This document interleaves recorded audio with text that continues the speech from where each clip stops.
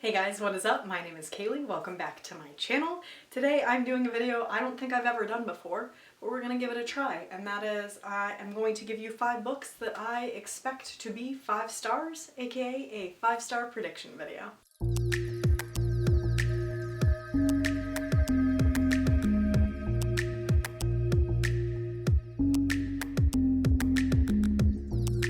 I've never really thought before about a rating I expect to give a book before I read it. I either think like, I'm probably gonna really love this, or I think, I try to not read books that I don't think I'll love, so there's that. But I think this batch of 5 books are books that will likely end up very highly rated, so let's just see what they are. First up, I have the Windup Chronicle by Haruki Murakami. Murakami is like a very solid 4-star read for me, but as I get older, I think I appreciate his work more. So Kafka on the Shore and the colorless Tsukuro Tazaki, always takes me a minute to say all those words together, are my favorite works of his, and they're 4.5 stars. And for some reason I just have a gut feeling that this one's going to edge them out. I don't know why.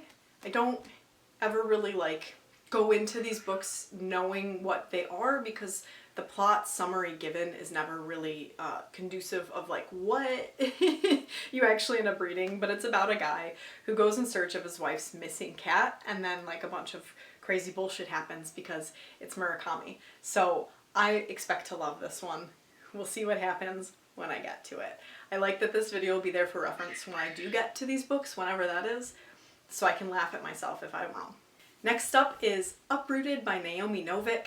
I've wanted to read this book for like well over a year, as well as Spinning Silver, because I keep hearing it compared to The Bear and the Nightingale by Catherine Arden, which you all know if you've been here a while that Catherine Arden and the Bear and the Nightingale trilogy, or the Winter Night trilogy, is one of my absolute favorites of all time. So when you hear a book compared to your favorite of all time, you just kind of anticipate that you'll also love it.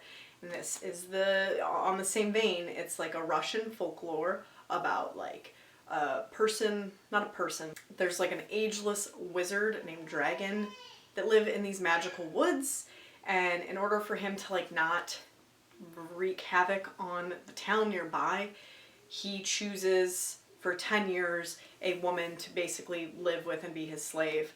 If I'm not mistaken, that's the summary that I think works best. That's what the story's about. I haven't picked it up yet because it is pretty thick and tiny text, yada yada. But when I get to it, I fully anticipate that I'm gonna love it. Next up is a very new author to me, but not a new author to the rest of the world. That is Matt Haig, and I believe that I'm going to love The Humans because I loved The Radleys so much. And this is, according to the blurb, one of his funniest, darkest, best books yet. Though I think that's pretty questionable because he's pretty well known for a lot of his other work. Just the blurb, which basically says, The Humans is a rollicking novel about math and murder, poetry and peanut butter, and casts a sharp eye on the triumphs and foibles of our weird and wonderful species. And that's what I really liked about The Radleys, was kind of its take on humans and society, and this like slight sarcasm and satirical way that he wrote The Radleys. If it carries in through The Humans, I'm gonna love it. No questions asked. I hope I can read this one soon, because I like literally ate The Radleys up in I think like 2, maybe 3 days. So I definitely expect this to be a good one. Next up is We Hunt the Flame by Hafsa Faizal. I got this in the Owl Crate box in May, and I had anticipated it pre the Owl Crate box, so when I guessed that that's what it was going to be, I got the box instead of just buying the book outright, and I have seen nothing but good things about it so far. To be honest, YA fantasy has kind of taken a back burner for me. I feel like a lot of it is becoming a little redundant for me, and I think it's sheerly because I read so much of it. So this is probably my most risky guess at a 5-star prediction, just because 1, it's a debut novel, 2, it's YA fantasy, but the premise really intrigues me, and that is that a woman has to pretend that she's a man. She has to hide herself behind this, you know, like think Mulan, but she is doing so to brave the forest as a hunter and feed her people. And if she gets found out, then all of her achievements are null. But also there's like a prince, the Prince of Death, I think, and if he finds her out and he like gives her leniency, then he's frowned down upon. So it's these two characters that are kind of facing the same problems but from completely different perspectives, and there's a war brewing, you know, fantasy. It sounds up my alley. I can't wait to get into it. Again, I've heard nothing but great things so far, so really looking forward to it. And last but not least, my final 5-star prediction is The Kingdom of Copper by S.A. Chakraborty. The City of Brass is on display here because it is one of my favorite books of the year so far, and I'm really looking forward to this. I also just bought a very, very inexpensive copy when Amazon had a sale of the ebook, so I'm starting it and we'll see what happens. I haven't really looked into what people say because I kind of want to go into this blind because I loved City of Brass so much after going in not really knowing what it was about. So my expectations are even higher now, knowing how much I loved the first book and the characters within them and the way it ended in City of Brass.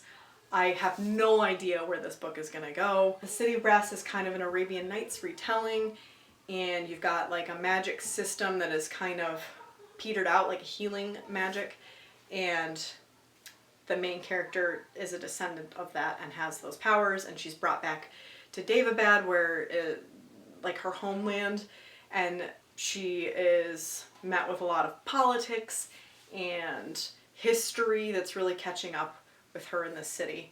It's just it's a wild ride, so check it out, and I expect this to be a very highly rated book for me. So that's it for me. Those are my 5-star predictions. I look forward to reading those at some point in the near future and determining if my thoughts are legit and I was right, and I know my own reading taste based solely on blurbs on covers of books. So we'll see in the near future. Can't wait to check back in. That's it for me. Like if you like this video, subscribe if you are new here and want to see more content from me. All my social media links are down below. You can catch me on Goodreads, Instagram, and Twitter. I hope to see you in the next one, guys.